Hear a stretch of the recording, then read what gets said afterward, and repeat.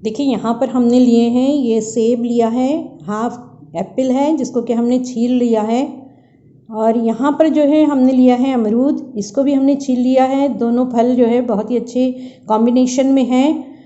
साथ ही हमने यहाँ पर जो है मौसमी ली है, और इसको हमने छीला नहीं है, सिर्फ इस तरीके से काट लिया है। इस तरीके से हमने इसको काटा है, लेकिन हमने जो है इसके जो फाइबर्स है इसको नहीं अलग किया है, क्योंकि ये जो हम बनाएंगे डिप सॉस, इसमें फ़ाइबर्स भी होना चाहिए जो हमारी हेल्थ के लिए बहुत ही बेनिफिशियल होंगे। तो चलिए, इसको साफ़ करने का प्रोसेस तो हो चुका है।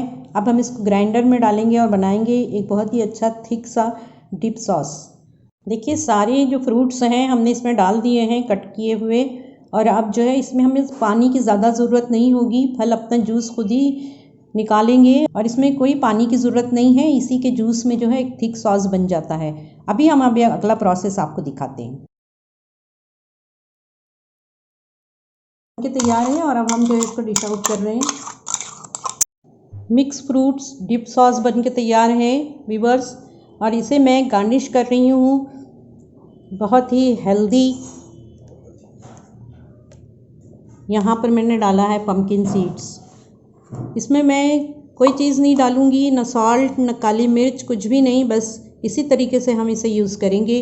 चलिए अब हम दूसरा सॉस तैयार करते हैं।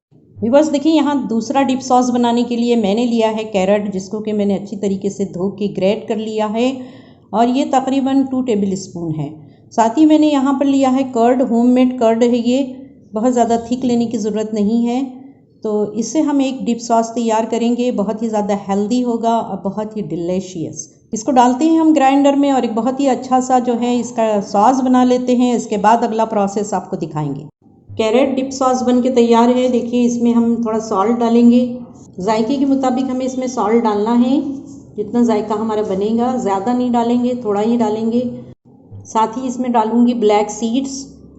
डिप सॉस में इस तरीके की सीजनिंग बहुत अच्छी होती है हेल्थ के एतबार से, और ब्लैक सॉल्ट, और साथ ही जो है हम इसमें डालेंगे कैच का चाट मसाला। ये तमाम मसालों का एसेंस है, ये मैं इसमें डाल रही हूँ।